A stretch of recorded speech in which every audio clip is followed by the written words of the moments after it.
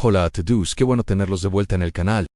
Hoy vamos a sumergirnos en uno de los libros más fascinantes y queridos de toda la Biblia, el libro de los Salmos. Quizás lo conoces, lo has escuchado nombrar o incluso has leído alguno, pero ¿alguna vez te has detenido a pensar qué son realmente los Salmos y por qué después de miles de años siguen tocando el corazón de millones de personas en todo el mundo? Quédate conmigo, porque vamos a desentrañar el poder y la belleza de esta colección única de poesía espiritual. Imagínalo como una especie de cancionero o un diario de oración del antiguo Israel. Es una colección de 150 poemas, canciones y oraciones inspiradas por Dios San.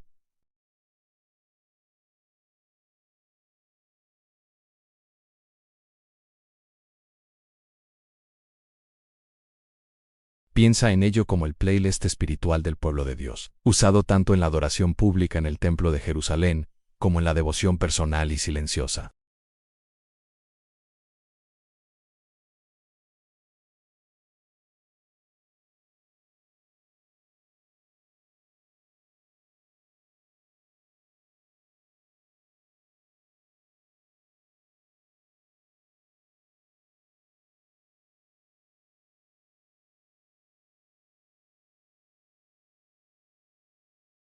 Pero no fue el único. También encontramos salmos escritos por Asaf y los hijos de Coré, quienes eran líderes de la música en el templo. Salomón, el hijo de David, también contribuyó. Incluso Moisés, el gran legislador, es el autor del Salmo 90, uno de los más antiguos, y hay muchos otros salmos cuyos autores son anónimos.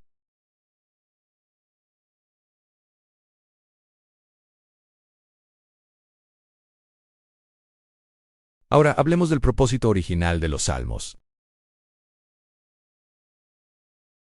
Se cantaban, se recitaban y se oraban durante las liturgias en el templo. Eran la banda sonora de la vida espiritual de la nación. Pero su uso no se limitaba al ámbito público. Eran también una guía para la oración personal. Eran las palabras que la gente usaba para hablar con Dios en su día a día, para expresar lo que había en su corazón de una manera que quizás no sabían cómo articular por sí mismos. Los salmos eran, y siguen siendo, un puente entre el corazón humano y el corazón de Dios. Y aquí llegamos a la clave de por qué los salmos son tan relevantes y poderosos para nosotros hoy. La razón es que abarcan todo el espectro de la experiencia humana. No hay emoción, sentimiento o situación que no encuentres reflejada en los salmos. Sientes una alegría desbordante, un gozo que te hace querer cantar y gritar. Hay salmos para eso, como el Salmo 100 que nos invita a servir al Señor con alegría y entrar por sus puertas con acción de gracias. Pero ¿qué pasa con los momentos difíciles? Cuando sientes una tristeza profunda, una angustia que te ahoga, los salmos están llenos de lamentos. Piensa en el Salmo 42, donde el salmista clama, ¿por qué te abates, oh alma mía, y te turbas dentro de mí?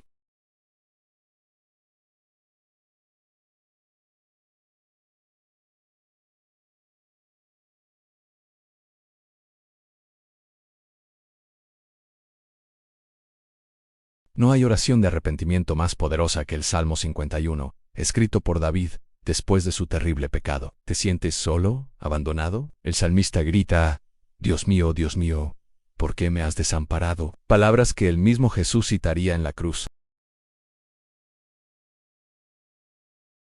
En muchos otros libros de la Biblia, escuchamos principalmente a Dios hablándole a la humanidad. Nos da sus leyes, sus promesas, sus advertencias. Y no es una conversación formal llena de clichés religiosos. Es cruda, es real, es apasionada. Es gente gritando a Dios con enojo, susurrándole sus miedos, cantándole su amor, cuestionando sus caminos y, al final, casi siempre, volviendo a depositar su confianza en Él.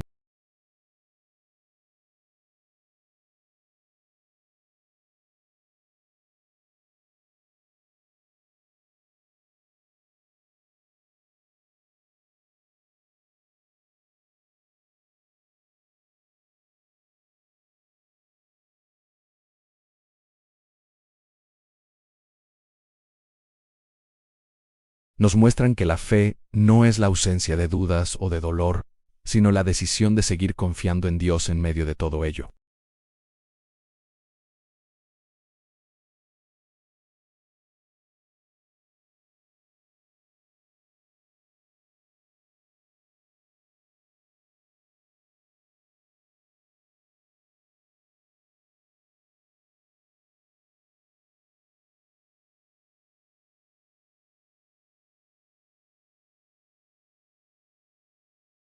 Además de ser un espejo de nuestras emociones, los salmos son una fuente inagotable de teología y sabiduría. Nos enseñan quién es Dios. Lo vemos como el Creador majestuoso en el Salmo 8:19.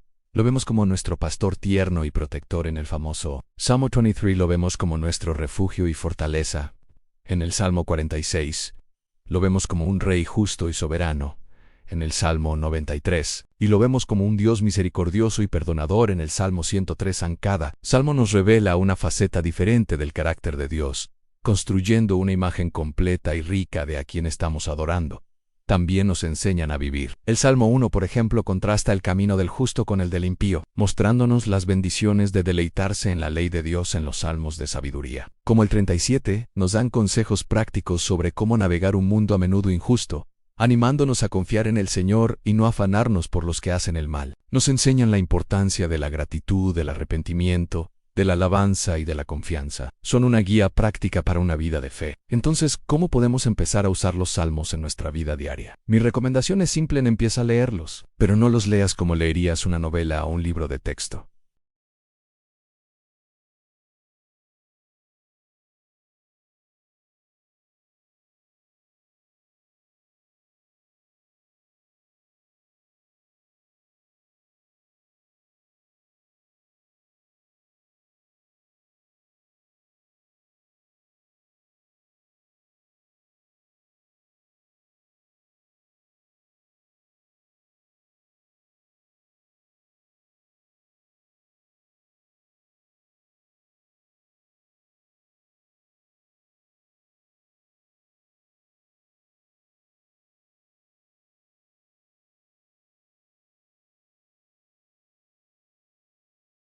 Una pregunta que los salmos nos obligan a hacernos a nosotros mismos: ¿cuándo fue la última vez que oraste con total sinceridad?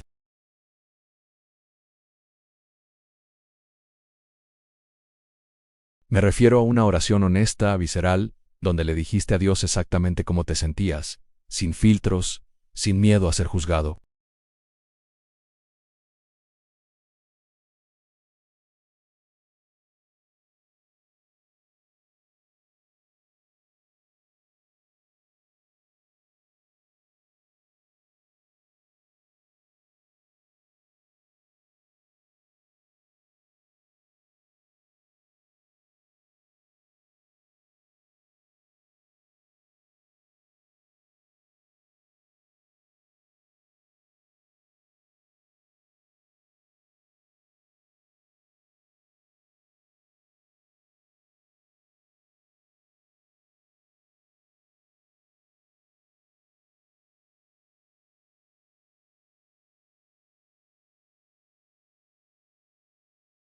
Hola a todos y bienvenidos una vez más a nuestro canal. Qué alegría tenerlos aquí para seguir profundizando juntos en la palabra de Dios en nuestro último encuentro. Exploramos los salmos de lamento, esas oraciones honestas que nos enseñan a llevar nuestro dolor y nuestras dudas ante Dios hoy. Vamos a dar un giro y nos sumergiremos en uno de los géneros más vibrantes y gozosos del salterio, los salmos de alabanza. A menudo, cuando pensamos en alabar, nuestra mente va directamente a dar gracias por las bendiciones que hemos recibido, a un trabajo nuevo, una sanidad, una respuesta a una oración.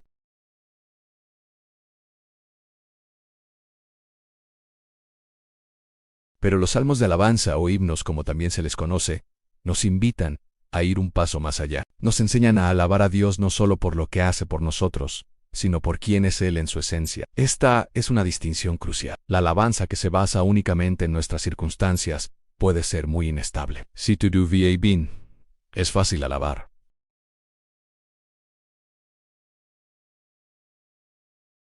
Si nuestra alabanza depende de nuestros sentimientos o de lo que recibimos, se vuelve frágil. En cambio, los salmos de alabanza nos anclan en una verdad mucho más profunda y sólida, en la identidad inmutable de Dios.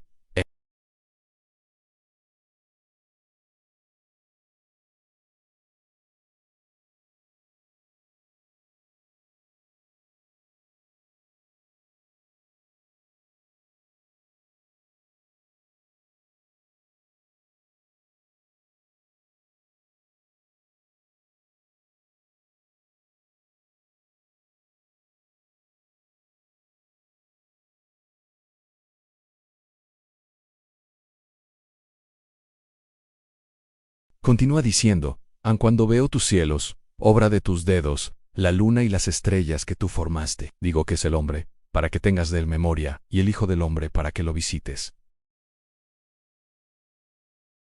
Esta es la cumbre de la alabanza.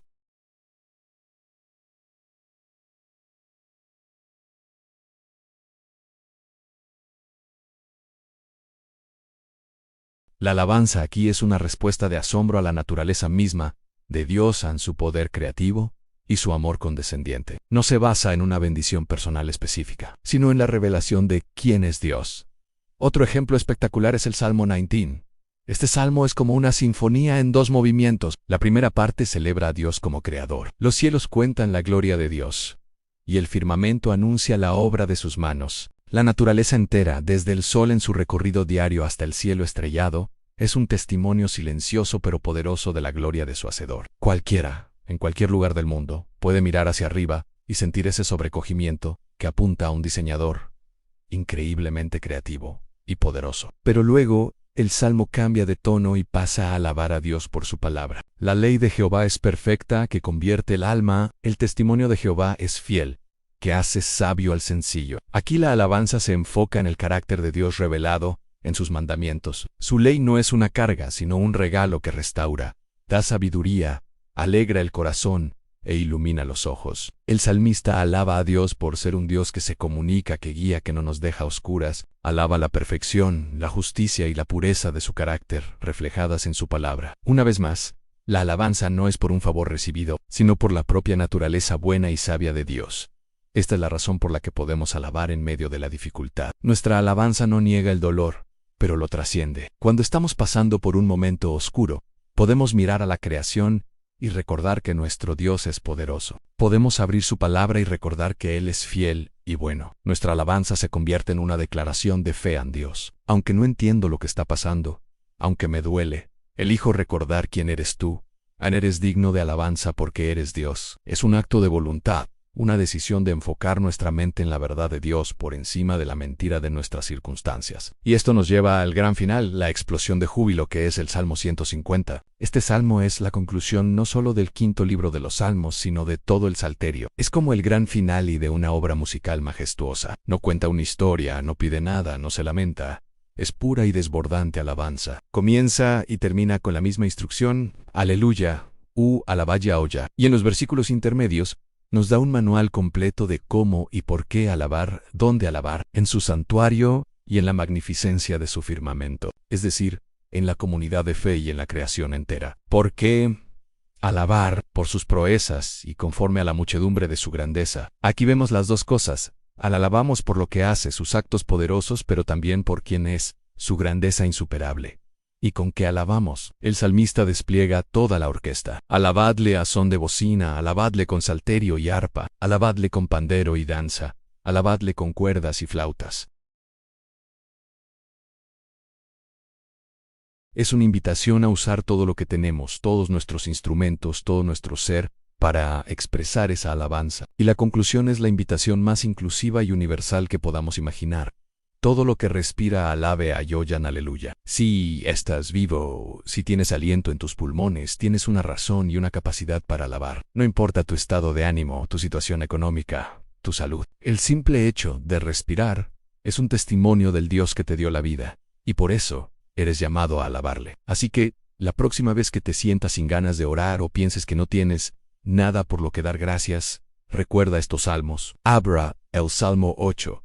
Y maravíllate con la creación. Lee el Salmo 19 y deleítate en el carácter de Dios revelado en su palabra. O simplemente ve al Salmo 150 y únete a ese coro universal que declara que Él es digno. La alabanza que se centra en quién es Dios nos transforma, nos saca de nuestro propio egocentrismo, eleva nuestra perspectiva por encima de nuestros problemas y nos llena de un gozo que no depende de las circunstancias. Es una disciplina espiritual que podemos y debemos cultivar cada día, porque nuestro Dios es siempre, siempre digno de toda alabanza.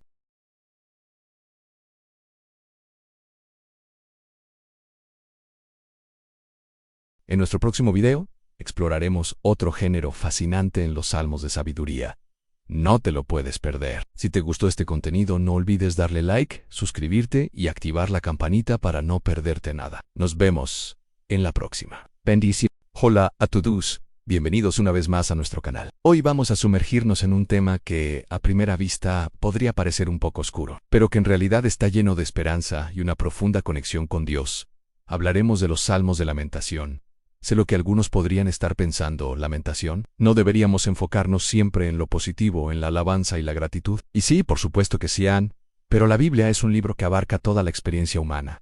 Y eso incluye los momentos de dolor, de duda y de desesperación. Los salmos de lamentación son un regalo, porque nos enseñan que está bien no estar bien, y que podemos llevar nuestro corazón roto, nuestras preguntas y hasta nuestras quejas directamente a Dios.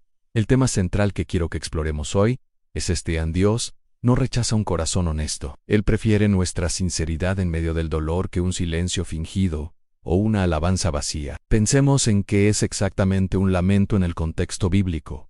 No es simplemente quejarse por quejarse, es un grito del alma dirigido a Dios. Es una forma de oración cruda, real y profundamente personal que surge en tiempos de angustia. Imagina una persona que ha perdido a un ser querido, o que enfrenta una enfermedad grave, o que se siente completamente abandonada y traicionada. ¿Qué tipo de oración saldría de su corazón? Probablemente no sería una oración pulcra y bien formulada, sería un clamor, una pregunta, un porqué. Y eso, amigos míos, es precisamente lo que encontramos en los Salmos de Lamentación. Estos salmos nos dan permiso para ser brutalmente honestos con Dios sobre nuestro sufrimiento. Y lo más hermoso es que nos muestran que Dios escucha, no se escandaliza por nuestras dudas, ni se enoja por nuestras preguntas. Él nos acoge en nuestro estado más vulnerable. Aproximadamente un tercio de todo el libro de los Salmos son lamentos, lo que nos dice algo muy importante sobre su lugar en nuestra vida espiritual. No son una excepción, son una parte fundamental de la relación con Dios. Estos salmos suelen seguir una estructura particular. Comienzan con una queja o un clamor a Dios,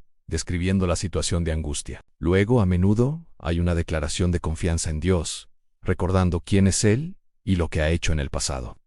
Muchos de ellos terminan con una expresión de alabanza o una promesa de dar gracias a Dios una vez que la liberación llegue. Esta transición de la queja a la alabanza no siempre es lineal ni inmediata, pero nos muestra un camino el camino de procesar nuestro dolor en la presencia de Dios, permitiendo que Él nos guíe desde la oscuridad hacia la luz. Es un modelo de cómo podemos orar cuando las palabras nos fallan y el corazón nos duele. Vamos a ver un ejemplo concreto. El Salmo 13 es un salmo corto pero increíblemente poderoso. El salmista David comienza con una serie de preguntas angustiadas que probablemente todos nos hemos hecho en algún momento.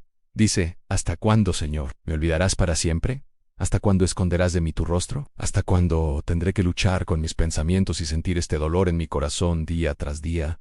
¿Te suena familiar? Esa sensación de que Dios está lejos, de que nuestras oraciones no son escuchadas, David no lo disimula.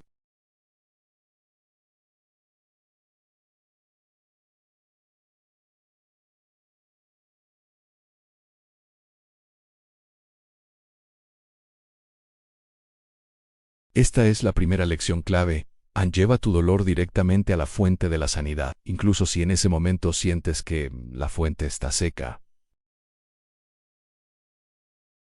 Después de expresar su angustia, hay un cambio de tono. En los versículos 5 y 6, David hace una declaración de fe. Dicen, pero yo confío en tu gran amor.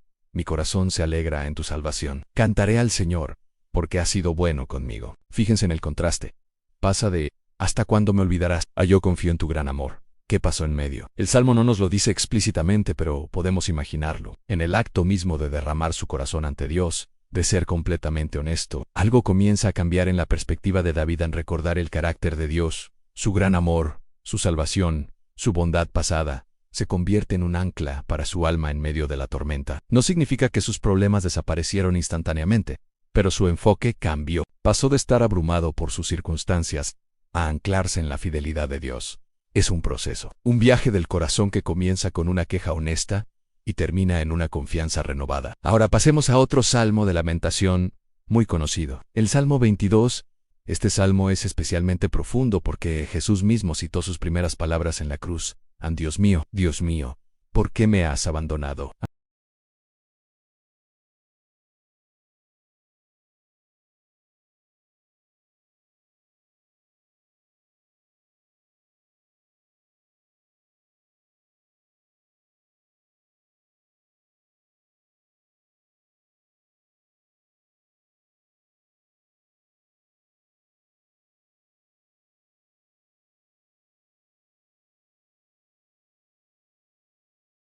Es una descripción cruda de la humillación y el sufrimiento extremo. Nos muestra que no hay dolor tan profundo que no podamos llevar a Dios.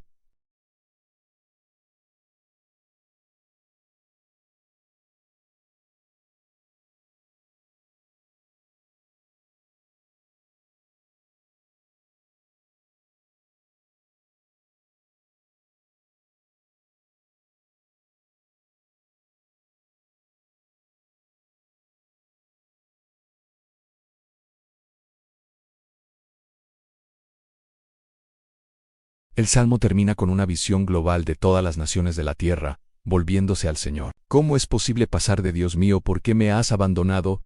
A una alabanza universal, porque el lamento es un acto de fe. Es creer que, aunque ahora mismo solo veo oscuridad, Dios sigue siendo Dios, y su poder redentor finalmente prevalecerá. Es un testimonio poderoso de que nuestra perspectiva presente no define la realidad última de Dios incluso en la cruz. El lugar del abandono estaba la semilla de la resurrección y la victoria final.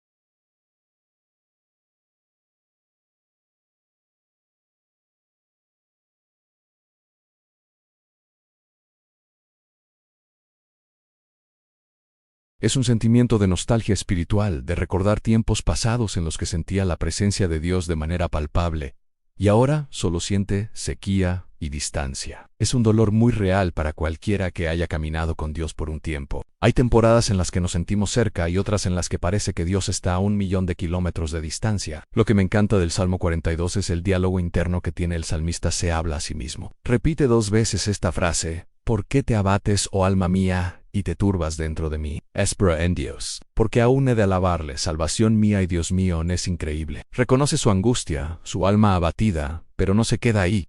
Se predica a sí mismo la verdad. Se ordena a sí mismo esperar en Dios. Es un acto consciente de redirigir sus emociones y pensamientos hacia la esperanza. No niega sus sentimientos, los reconoce, pero luego les habla con la verdad del carácter de Dios. Nos enseña una herramienta espiritual práctica. Cuando nuestra alma esté angustiada, podemos y debemos recordarle a nuestra propia alma quién es Dios y por qué podemos tener esperanza en Él. Es un llamado a la acción para nuestra propia vida interior, a no dejarnos llevar por la desesperación, sino a anclar activamente nuestra esperanza en Dios, incluso cuando no lo sentimos. En resumen, los salmos de lamentación nos ofrecen un modelo divino para procesar el dolor. Nos enseñan que la honestidad radical ante Dios no solo es aceptable, sino que es el camino hacia una fe más profunda y auténtica. Nos dan permiso para gritar, para preguntar por qué y hasta cuándo, pero también nos muestran el camino para salir de la queja y entrar en la confianza. A través del recuerdo de la fidelidad pasada de Dios,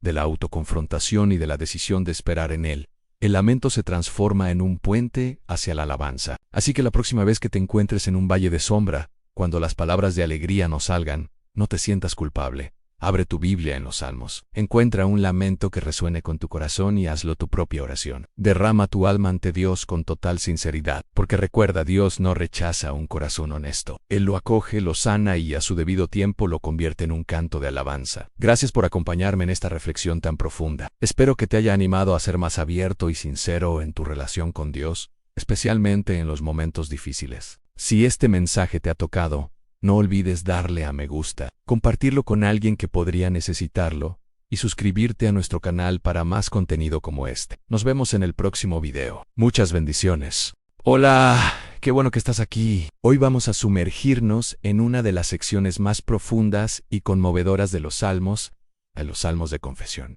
Estos no son solo poemas antiguos, son un espejo para nuestra propia alma. Un mapa que nos muestra el camino de regreso a casa, sin importar cuán lejos nos hayamos desviado. El tema central que exploraremos es poderoso y lleno de esperanza. El arrepentimiento genuino trae restauración. Piensa en un momento en que te sentiste perdido, atrapado por un error que cometiste. Todos hemos estado ahí. Es un lugar oscuro, lleno de culpa y vergüenza, pero los salmos de confesión nos enseñan que no tenemos que quedarnos en esa oscuridad. Nos ofrecen una salida, una forma de limpiar nuestro corazón y empezar de nuevo. Y para entender esto a fondo, no hay mejor ejemplo que el Salmo 51. Este salmo es una ventana al corazón de David, después de uno de los momentos más oscuros de su vida. Él había cometido adulterio y asesinato, pecados que podrían haberlo destruido por completo. Imagina el peso sobre sus hombros. Sin embargo, en lugar de esconderse o justificar sus acciones, David se presenta ante Dios con una honestidad brutal. Y es en esa vulnerabilidad donde encontramos la clave de la restauración. El Salmo 51 comienza con una súplica increíblemente humilde. David no dice Dios, mira mis buenas obras o recuerda que soy tu elegido. No, él clama, ten piedad de mí, oh Dios, conforme a tu misericordia, conforme a la multitud de tus piedades, borra mis rebeliones. Lo primero que hace es apelar no a su propio mérito, sino a la naturaleza compasiva de Dios. Reconoce que su única esperanza reside en la gracia divina, no en su capacidad para enmendar las cosas por sí mismo. Esto es fundamental. El arrepentimiento verdadero no empieza con lo siento, no lo volveré a hacer. Empieza con el reconocimiento de nuestra necesidad desesperada de la misericordia de Dios.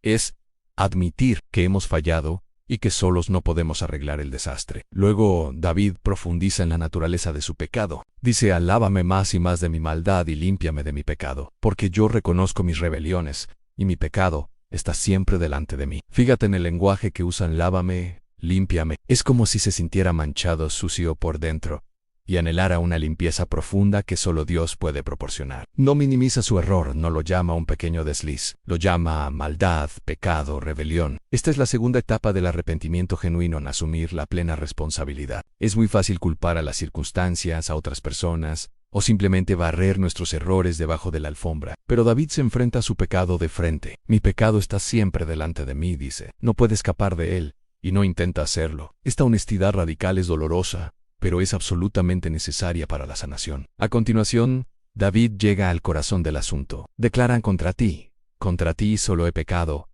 y he hecho lo malo delante de tus ojos. A primera vista, esto podría sonar extraño. ¿Acaso no pecó contra Betsabé, contra Urías, contra su propia familia y su nación? Por supuesto que sí han, pero David entiende algo más profundo.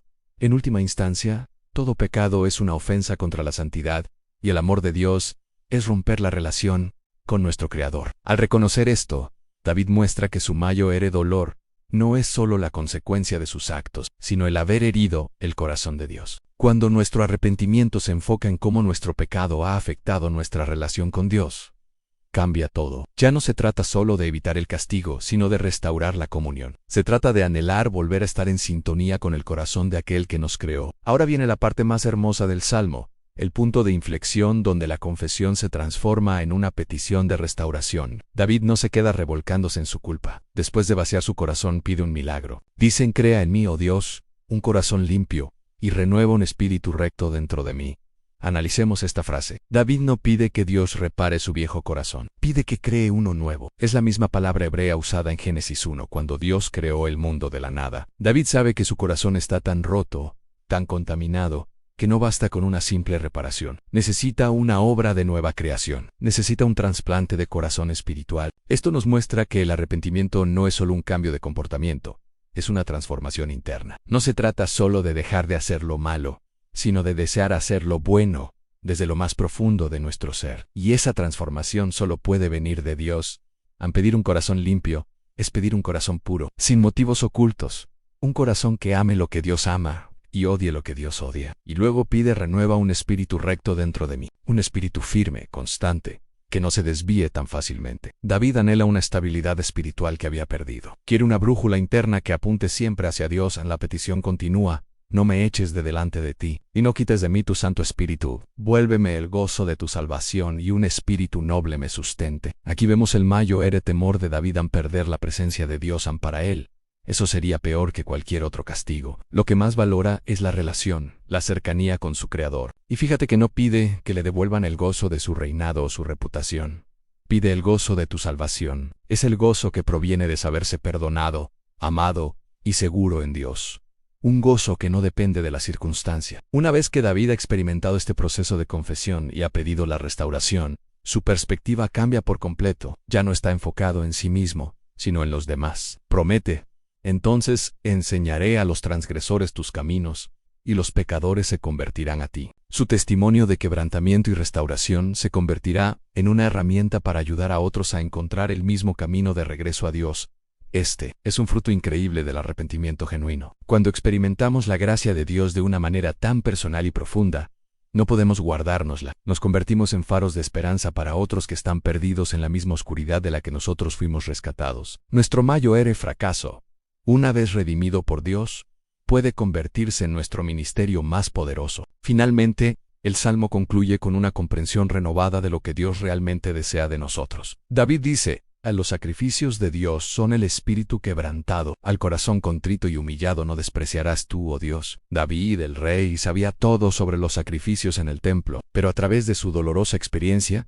aprendió que los rituales externos no significan nada si el corazón no está en el lugar correcto. Lo que Dios realmente valora no son nuestras ofrendas, sino nuestra humildad. Un corazón contrito y humillado, un corazón roto por el pecado y abierto a la gracia de Dios, es la ofrenda más preciada que podemos darle. El viaje de David en el Salmo 51 es nuestro propio viaje. Todos necesitamos esa limpieza, esa creación de un corazón nuevo, esa restauración del gozo. Los salmos de confesión nos invitan a ser honestos con nosotros mismos y con Dios. Nos aseguran que no importa cuán grave sea nuestro error, la misericordia de Dios es más grande. Nos muestran que el arrepentimiento genuino no es un camino de vergüenza, sino un camino hacia la libertad, la restauración y un propósito renovado. Si te sientes agobiado por el peso de tus errores, te animo a que hagas tuyas las palabras del Salmo 51. Preséntate ante Dios con un corazón abierto. Confiesa, pide un corazón nuevo y prepárate para experimentar la increíble restauración que solo Él puede dar. El arrepentimiento no es el final de la historia, es el comienzo de un capítulo nuevo y hermoso, escrito por la gracia de Dios. Gracias por acompañarme en esta reflexión. Espero que te haya animado. Si este mensaje te ha tocado, no olvides darle a me gusta y suscribirte para más contenido como este. Nos vemos en el próximo video. Hoy quiero que exploremos juntos una práctica espiritual fundamental, una que a menudo pasamos por alto en el ajetreo de la vida diaria, la memoria espiritual como una disciplina. No solo los grandes milagros, sino las pequeñas bendiciones, las respuestas a oraciones susurradas, los momentos en que sentimos la presencia de Dios de manera tangible.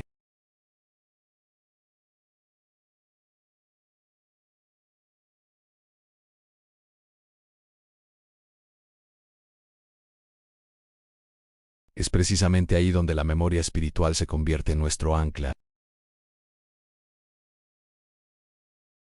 Es un tesoro de oraciones, lamentos y de manera muy especial, de acciones de gracias.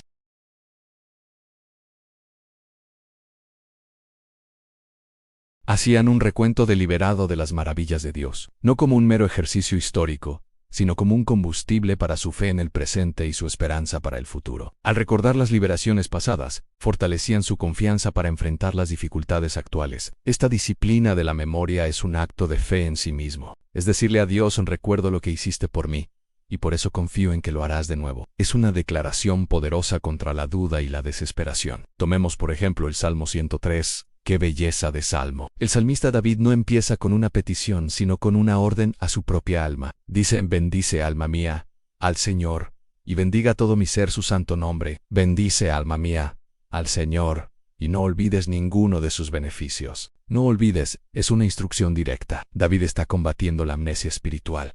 ¿Y luego qué hace? Empieza a enumerar esos beneficios. Él es quien perdona todas tus iniquidades, el que sana todas tus dolencias, el que rescata del hoyo tu vida, el que te corona de favores y misericordias. No está hablando en abstracto, está personalizando la bondad de Dios.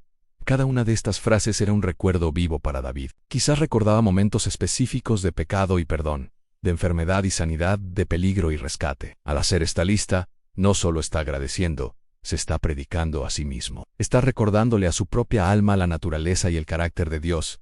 Es un Dios que perdona, que sana, que rescata, que corona. Esta práctica de recordar y nombrar las bendiciones transforma nuestra perspectiva. Nos saca del pozo de la autocompasión y nos eleva a la montaña de la adoración. Cuando leemos: el que sacia de bien tu boca de modo que te rejuvenezcas como el águila, David no solo está siendo poético, está evocando la imagen de un Dios que provee, que renueva, que da fuerzas cuando ya no quedan. Para David estos no eran conceptos teológicos, eran experiencias vividas, y al ponerlas por escrito, nos invita a nosotros a hacer lo mismo, a mirar nuestra propia vida, y a identificar esos momentos en que Dios nos ha perdonado, sanado, rescatado y renovado. Piensa en tu propia vida por un momento. ¿Cuáles son los beneficios que no debes olvidar?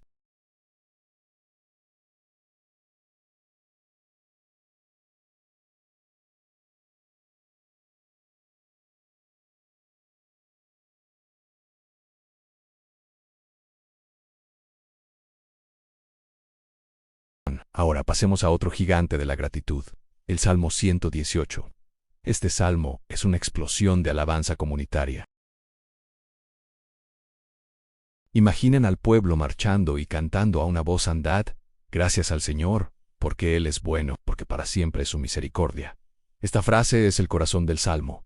Se repite una y otra vez. Poetry.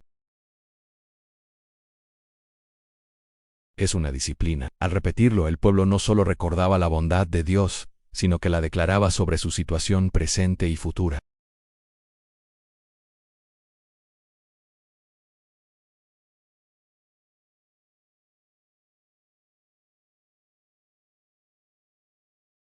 Él recuerda la angustia, el clamor, y luego celebra la respuesta y la liberación. No es una gratitud superficial. Nace del valle, de la dificultad. Luego hace una de las declaraciones de fe más audaces de toda la Biblia. El Señor está conmigo. No tema. ¿Qué puede hacerme el hombre? Esta confianza no surge de la nada. Surge directamente del recuerdo de la liberación, porque Dios lo rescató antes. Puede estar seguro de que nada ni nadie puede prevalecer contra él. Su memoria del pasado informa su valentía en el presente. El salmo continúa: mejor es refugiarse en el Señor que confiar en el hombre. Mejor es refugiarse en el Señor que confiar en príncipes. Esta es una lección aprendida. El salmista probablemente experimentó la traición o la falibilidad humana, y a través de esa experiencia aprendió por contraste la fidelidad inquebrantable de Dios. A su memoria del fracaso humano resalta aún más la gloria del refugio divino. Una de mis partes favoritas es cuando dice: la piedra que desecharon los edificadores ha venido a ser la principal del ángulo. ¡Qué poderosa imagen! Habla de algo o alguien rechazado, considerado inútil, que Dios eleva a una posición de honor y fundamental importancia. Para Israel podía referirse a la nación misma, pequeña y despreciada, pero elegida por Dios para nosotros, los cristianos. Esta profecía apunta directamente a Jesús, rechazado y crucificado, pero resucitado y exaltado como la piedra angular de nuestra fe. Cada vez que leemos este versículo, estamos practicando la memoria espiritual. Recordamos el rechazo que sufrió Jesús, pero celebramos su victoria y su posición central en el plan de Dios y en nuestras vidas. Entonces, ¿cómo podemos aplicar esta disciplina hoy? Te animo a que empieces un diario de gratitud o un libro de memorias de Dios. No tiene que ser complicado. Puede ser una libreta simple o una nota en tu teléfono. Cada día o cada semana, escribe al menos una cosa específica por la que estás agradecido. Un momento en el que viste la mano de Dios cuando te sientas desanimado, ansioso o lleno de dudas. Abre ese diario. Lee las entradas pasadas. Deja que esos recuerdos de la fidelidad de Dios se conviertan en tu Salmo 103 personal. En tu Salmo 118, predícate a ti mismo. Recuérdale a tu alma que no olvide sus beneficios. Declara que el Señor está contigo y no temerás. Esta práctica transformará tu vida de oración. Tus oraciones ya no serán solo listas de peticiones, sino que estarán llenas de acción de gracias, ancladas en la historia real de la obra de Dios en tu vida. Se convertirán en un diálogo continuo de amor y confianza, basado en la memoria agradecida. La memoria espiritual no es negar el dolor del presente, es verlo a través del lente de la fidelidad pasada de Dios. Es saber que el mismo Dios que te sacó de la angustia ayer es el mismo que está contigo en la tormenta de hoy y el que te llevará a un lugar espacioso mañana. Así que, hermano, hermana, te invito a tomar este desafío. Empieza hoy. ¿Cuál es un beneficio de Dios que no quieres olvidar? ¿Cuál fue una angustia de la que Él te rescató? Aférrate a ese recuerdo. Conviértelo en tu canción, en tu oración, en la disciplina que sostiene tu fe, porque su bondad es real y su misericordia es para siempre. Gracias por acompañarme en esta reflexión. Espero que te sea de bendición. Si este mensaje te ha animado, compártelo con alguien que necesite recordarlo. Y no olvides suscribirte para que sigamos creciendo juntos en nuestra fe. Que Dios te bendiga. Bienvenidos de nuevo a nuestra serie sobre el libro de los Salmos. Hoy vamos a explorar una de las facetas más fascinantes y proféticas de este libro, a los salmos reales y mesiánicos. Si alguna vez te has preguntado cómo el Antiguo Testamento conecta tan directamente con Jesús, esta sección te va a encantar. El libro de los Salmos no es solo una colección de canciones y oraciones para el antiguo Israel, es también un tapiz profético que teje la historia del Rey venidero. el Mesías prometido. Muchos salmos, aunque originalmente escritos para o sobre los reyes de Israel como David y Salomón, tienen un significado mucho más profundo y completo que solo se cumple en Jesucristo. Son como una doble exposición en fotografía, a una imagen inmediata del Rey terrenal, a través de ella a una imagen más clara y gloriosa del Rey celestial. Estos salmos pintan un retrato increíblemente detallado del Mesías. Hablan de su divinidad, su reinado eterno, su sacerdocio, su sufrimiento, su traición y su victoria final. Los escritores del Nuevo Testamento entendieron esto perfectamente. Constantemente citaban los salmos para demostrar que Jesús de Nazaret era, de hecho, el Cristo tan esperado. Los salmos eran una hoja de ruta que apuntaba directamente a Jesús. Vamos a sumergirnos en 3 ejemplos clave que ilustran esto de manera poderosa. Empezaremos con el Salmo 2. Este salmo es como la apertura de una gran película épica. Comienza con una escena de rebelión mundial. Las naciones se enfurecen y conspiran contra el Señor y contra su ungido. La palabra hebrea para ungido es Masías, de donde obtenemos Masías. Así que, desde el primer verso, el tema está claro: el mundo se rebela contra el rey elegido por Dios. ¿Y cuál es la respuesta de Dios a esta rebelión? ¿Se preocupa? ¿Se pone nervioso? Para nada. El Salmo dice que el que mora en los cielos se reirá. El Señor se burlará de ellos. Es una imagen de soberanía absoluta. La rebelión humana, por muy intensa que parezca, es insignificante ante el poder de Dios. Luego, Dios declara su decreto: yo mismo he consagrado a mi rey sobre Sion mi santo monte. Y entonces, el rey mismo habla y dice: el Señor me ha dicho, tú eres mi hijo. Hoy, yo te he engendrado. Esta es una declaración asombrosa de la relación única entre el Padre y el Hijo. No es de extrañar que el Nuevo Testamento aplique directamente este versículo a Jesús. Por ejemplo, en el libro de Hechos y en Hebreos, declara la identidad de Jesús como el Hijo divino de Dios, entronizado como Rey. El Salmo termina con una advertencia y una invitación. Advierte a los reyes de la tierra que sean sabios y sirvan al Señor con temor. Y luego ofrece una hermosa promesa: bienaventurados todos los que en Él confían. Así el Salmo 2 establece el escenario. El mundo se rebela, pero Dios ha entronizado a su Hijo, el Rey Mesías, y la única respuesta sabia es rendirse a Él y encontrar refugio en Él. Es un resumen perfecto del Evangelio. Ahora pasemos a uno de los salmos más conmovedores y proféticamente detallados. El Salmo 22 en sí. El Salmo 2 nos muestra al Rey en su gloria.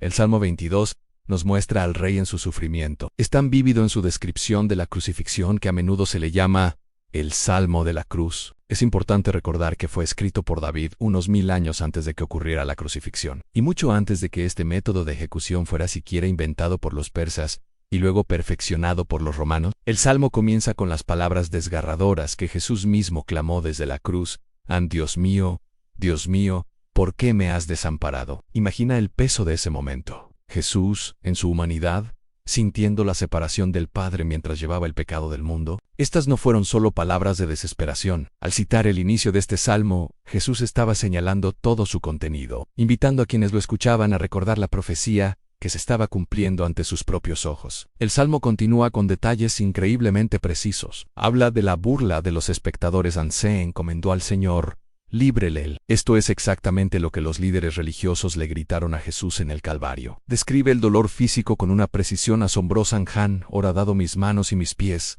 una referencia directa a los clavos. Puedo contar todos mis huesos, describiendo la extenuación y la forma en que el cuerpo quedaba estirado en la cruz. Habla de la sed intensa. Mi lengua se pegó a mi paladar. Juan nos dice en su Evangelio que Jesús, sabiendo que ya todo estaba consumado, y para que la Escritura se cumpliese, dijo: tengo sed. Y luego, el detalle sobre sus ropas: repartieron entre sí mis vestidos, y sobre mi ropa echaron suertes. Los 4 evangelios registran cómo los soldados romanos hicieron exactamente esto, al pie de la cruz. La precisión de estas profecías es simplemente asombrosa. El Salmo 22 no deja lugar a dudas de que el sufrimiento del Mesías fue preordenado y predicho con siglos de antelación. Pero el Salmo no termina en la desesperación.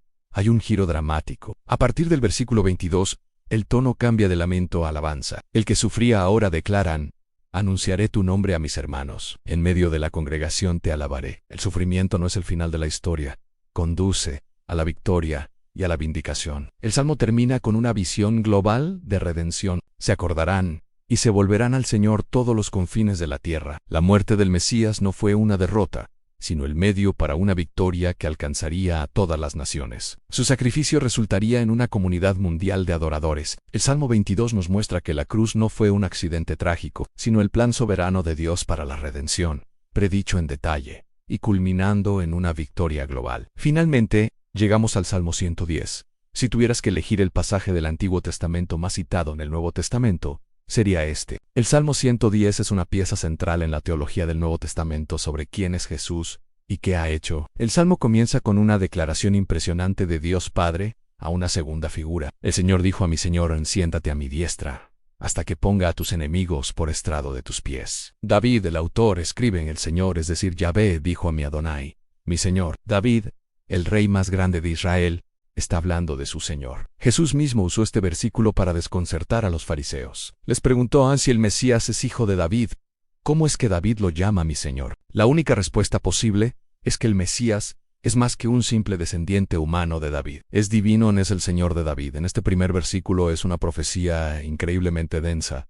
Habla de la ascensión y entronización de Cristo. La frase siéntate a mi diestra es una posición de máximo honor, autoridad y poder. Pedro la cita en su sermón de Pentecostés en Hechos 2 para explicar lo que sucedió después de que Jesús resucitó. El autor de Hebreos la usa repetidamente para mostrar la superioridad de Cristo sobre los ángeles y el antiguo sacerdocio. Después de completar su obra en la cruz, Jesús ascendió y se sentó a la diestra del Padre, reinando desde allí. Pero el Salmo no se detiene ahí, continúa revelando otro aspecto del ministerio del Mesías. En el versículo 4 encontramos un juramento solemne de Dios: juró el Señor, y no se arrepentirá, tú eres sacerdote para siempre según el orden de Melquisedec. Esto es revolucionario. El Mesías no solo sería un rey, sino también un sacerdote. En el antiguo Israel, estas dos funciones estaban estrictamente separadas. Los reyes venían de la tribu de Judá y los sacerdotes de la tribu de Levían, pero el Mesías uniría ambos oficios en su persona. Y no sería un sacerdote como los levitas,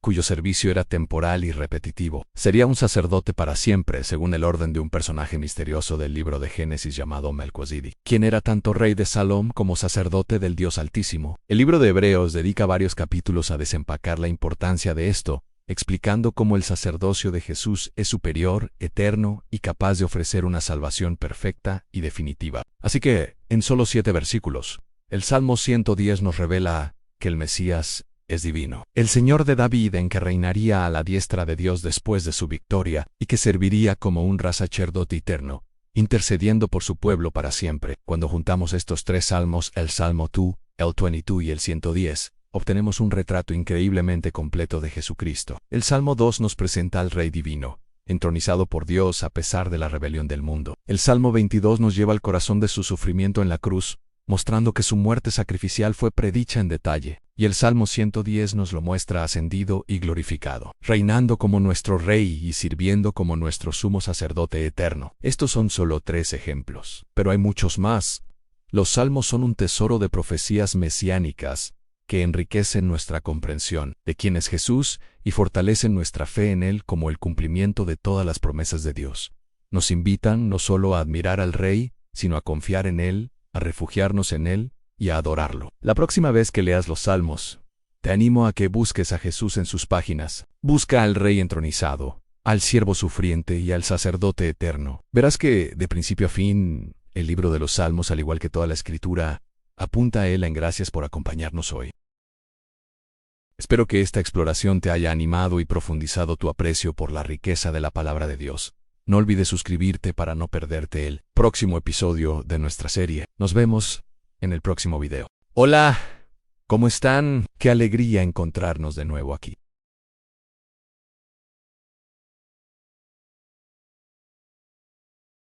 A menudo pensamos que tener fe significa no tener miedo nunca, no sentir ansiedad ni dudar jamás.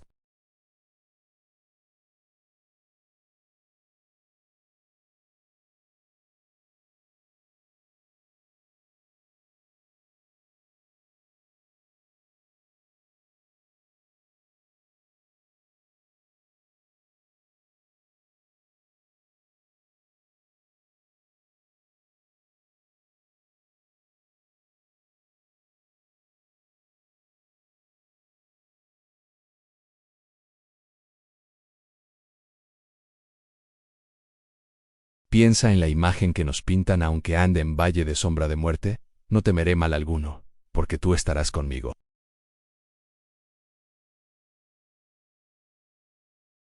Da por hecho que habrá valles, que habrá sombras, que habrá momentos que se sientan como la muerte misma. El miedo es una reacción natural en ese valle. La oscuridad es real. Pero la fe es la siguiente frase: no temeré mal alguno.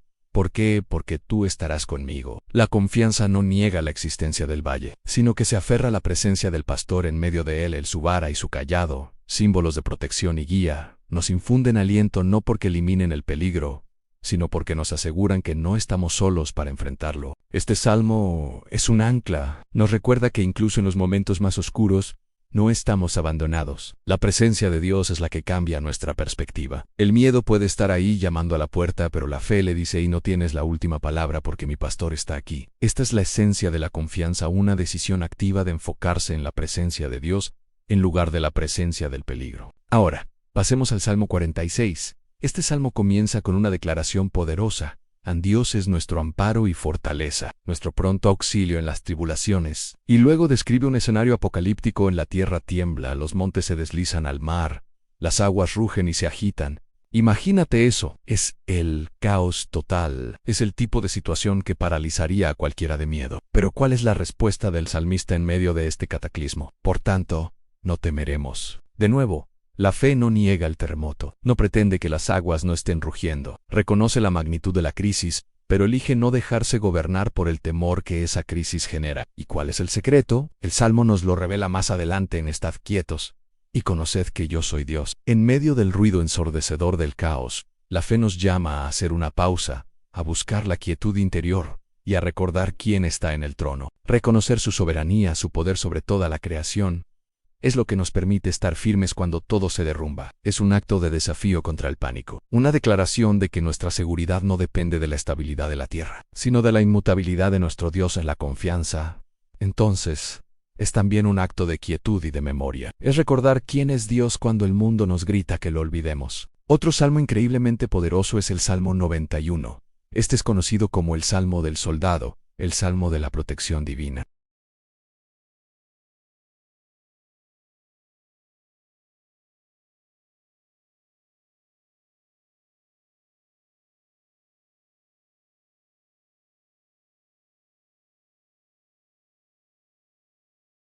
Pero la clave de este salmo está en su primer versículo: el que habita al abrigo del Altísimo morará bajo la sombra del Omnipotente.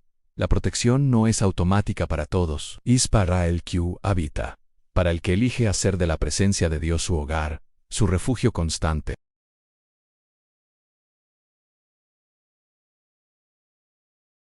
Y desde ese lugar de intimidad el creyente puede decir con confianza: diré yo a Jehová, en esperanza mía y castillo mío, mi Dios, en quien confiaré.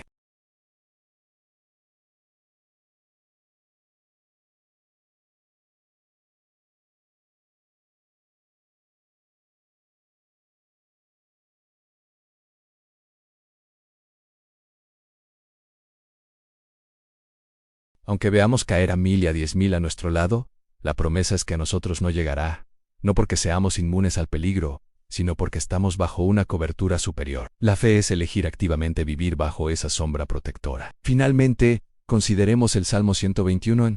Este salmo comienza con una pregunta que todos nos hemos hecho en momentos de dificultad: alzaré mis ojos a los montes. ¿De dónde vendrá mi socorro? El salmista mira a su alrededor, ve los montes, quizás lugares de peligro o quizás lugares donde se adoraban a otros dioses, y se pregunta dónde encontrará ayuda. Es una expresión de vulnerabilidad, de reconocer que necesita ayuda externa. El miedo podría dejarlo paralizado en esa pregunta, mirando a los montes con desesperación. Pero la fe da el siguiente paso y responde con una certeza absoluta: mi socorro viene de Jehová, que hizo los cielos y la tierra. ¡Qué cambio de enfoque tan radical! Deja de mirar los problemas terrenales, los montes, y levanta la vista aún más alto, hacia el Creador de esos mismos montes. La fe es esa decisión de desviar la mirada del problema y ponerla en el proveedor de la solución. El resto del Salmo es una cascada de promesas que fluyen de esa decisión inicial.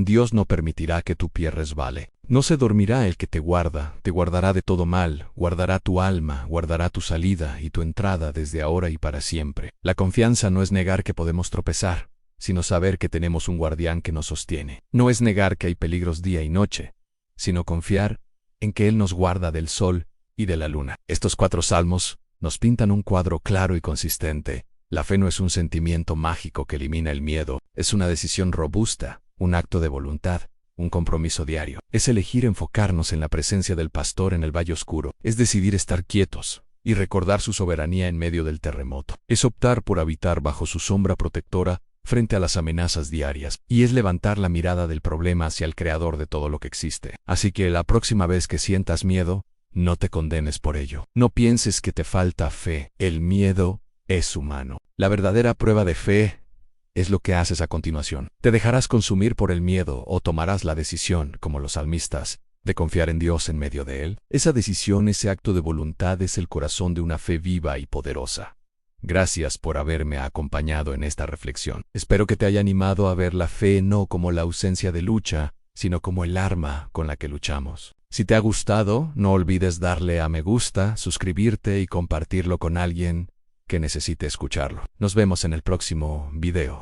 Hemos llegado al final de nuestro viaje juntos a través del libro de los Salmos. Ha sido un recorrido increíble, lleno de emociones, sabiduría y sobre todo un encuentro más profundo con el corazón de Dios. Pero ahora llega la pregunta más importante de todas. ¿Y ahora qué? ¿Cómo evitamos que todo lo que hemos aprendido se quede solo en nuestra mente y no transforme de verdad nuestras vidas? La clave está en pasar del conocimiento a la acción, de la teoría a la práctica diaria. Imagínate que aprendes a cocinar leyendo un libro de recetas de principio a fin. Sabrás todos los ingredientes, todas las técnicas, pero hasta que no entres a la cocina, enciendas el fuego y empieces a mezclar, nunca probarás el plato. Lo mismo sucede con la Biblia, y en especial con los Salmos. No fueron escritos para ser estudiados como un simple texto antiguo, sino para ser vividos, cantados, orados y sentidos en el día a día. Son una invitación a una conversación constante con Dios. Entonces, ¿cómo podemos aplicar los Salmos de una manera práctica y sostenible en nuestra vida cotidiana? Quiero proponerte un desafío muy sencillo pero transformador. Es un plan de 3 pasos que cualquiera puede seguir. No necesitas ser un teólogo ni un experto, solo necesitas un corazón dispuesto. El primer paso es lee un salmo cada día, solo uno. No te tomará más de 5 minutos. Puedes empezar por el Salmo 1 y seguir en orden, o puedes abrir el libro al azar y ver qué salmo tiene Dios para ti ese día. La idea es crear un hábito, un pequeño momento sagrado en tu rutina. Puede ser con tu café por la mañana, en tu pausa para el almuerzo o justo antes de dormir. Convierte la lectura de un salmo en algo tan esencial como cepillarte los dientes. Hazlo parte de tu ritmo diario. Esta constancia creará un ancla espiritual en tu jornada, un punto de referencia al que siempre podrás volver. El segundo paso, después de leer, es escribe lo que ese salmo te revela sobre Dios. Toma un cuaderno sencillo, una libreta, o incluso las notas de tu celular. Y hazte esta pregunta: ¿qué aprendo sobre quién es Dios en este pasaje? Quizás el Salmo 23 te recuerda que Dios es tu pastor, tu guía y tu protector. Tal vez el Salmo 51 te muestra un Dios que es misericordioso y perdona. O a lo mejor el Salmo 139 te revela a un Dios que te conoce íntimamente y te ama profundamente. No busques respuestas complicadas. Anota 1 o 2 frases. Dios es mi refugio. Dios escucha mi clamor. Dios es justo y bueno. Este ejercicio te ayudará a cambiar tu enfoque. En lugar de leer los salmos pensando solo en ti y tus problemas, empezarás a verlos como una ventana para contemplar la grandeza y el carácter de Dios con el tiempo. Tu cuaderno se convertirá en un tesoro personal, un catálogo del carácter de Dios que has ido descubriendo por ti mismo. Será tu propio manual de quién es Él, escrito a través de tu experiencia. Y esto nos lleva al tercer y último paso. Aplica ese descubrimiento a tu vida personal. Una vez que has identificado una verdad sobre Dios, pregúntate: ¿cómo cambia mi día saber esto? Si hoy leíste que Dios es tu roca, ¿cómo puedes apoyarte en Él en medio de la incertidumbre que sientes en el trabajo? Si descubriste que Dios se deleita en la alabanza, ¿cómo puedes ofrecerle una palabra de gratitud hoy, incluso si las cosas no van como esperabas? La aplicación es donde la goma se encuentra con el camino. Es tomar esa verdad celestial y anclarla en tu realidad terrenal. Por ejemplo, si estás lidiando con la ansiedad y lees en el Salmo 94 que el consuelo de Dios alegra tu alma, puedes orar al Señor: hoy elijo creer que tu consuelo es más grande que mi ansiedad. Ayúdame a experimentar esa alegría en este momento de preocupación. O si te sientes solo y lees que Dios es padre de los huérfanos, puedes decirle: gracias Dios, porque aunque me sienta solo, tú estás conmigo como un padre amoroso. Leer un salmo, escribir sobre Dios, y aplicarlo a tu vida. Es un ciclo simple pero poderoso. Es la forma en que los salmos dejan de ser poesía antigua y se convierten en el pan de cada día para tu alma. Te aseguro que si te comprometes a hacer esto, aunque sea por un mes, tu vida de oración cambiará, tu perspectiva se transformará y tu relación con Dios se profundizará de una manera que nunca imaginaste. Los salmistas nos enseñaron a ser honestos con Dios. Nos mostraron que podemos llevarle nuestra alegría, nuestro enojo, nuestra confusión y nuestra alabanza. Ahora nos toca a nosotros seguir su ejemplo. No dejes que este conocimiento se evapore. Ponlo en práctica. Empieza hoy mismo. Abre tu Biblia en el Salmo 1, léelo, descubre algo sobre Dios y aplícalo a tu día. Ha sido un honor y un privilegio explorar este maravilloso libro contigo. Espero que este no sea el final, sino el comienzo de tu propia aventura personal con los salmos. Que ellos se conviertan en la banda sonora de tu vida, la brújula de tu corazón y la conversación continua que tienes con tu Creador. Muchas gracias por habernos acompañado en toda esta serie. Si este contenido te ha sido de ayuda, no olvides suscribirte y activar las notificaciones para no perderte nuestros próximos estudios. Nos encantaría seguir creciendo juntos. Hasta la próxima.